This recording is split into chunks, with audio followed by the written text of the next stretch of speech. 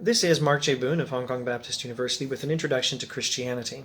We will do this in two parts, one video for the origins of Christianity and another one for Christian theology and ethics. In this video, we will talk about the background, origins, and early history of Christianity.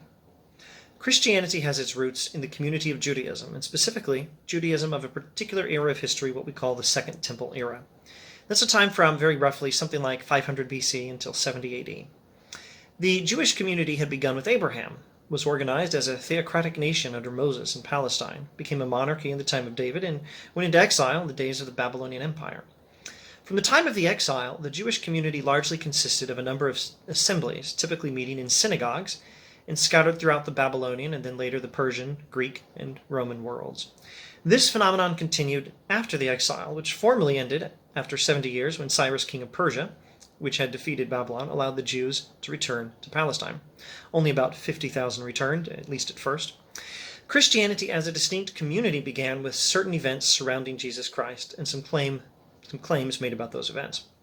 These events are what we call the gospel, the good news which is proclaimed in that part of the Bible we call the New Testament. According to the New Testament, Jesus died as a sacrifice for all sin and was raised to life in accordance with Old Testament prophecy. This is the fulfillment of all the prophecies in the Old Testament, prophecies God made about how he would set things right after we human beings disobeyed God. One of the first things Jesus does in the New Testament is he appoints his closest followers, the apostles, as the new leadership and management of God's people. Christianity as a distinct community begins when the people who follow Jesus come together in his name and under the management of these apostles.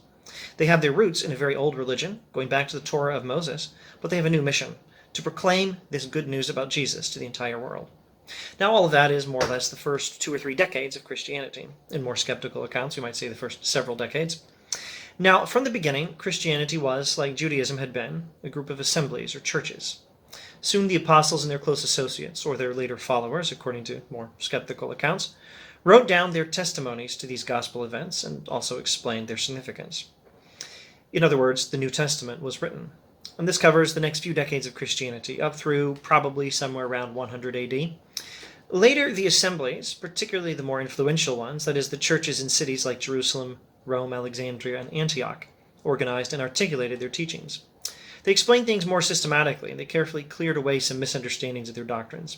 This resulted in summaries of their teachings and short statements of faith, or creeds. For example, the Nicene Creed and the Chalcedonian Creed. 2 doctrines in particular called for a careful statement based on the nature of the gospel and the New Testament writings.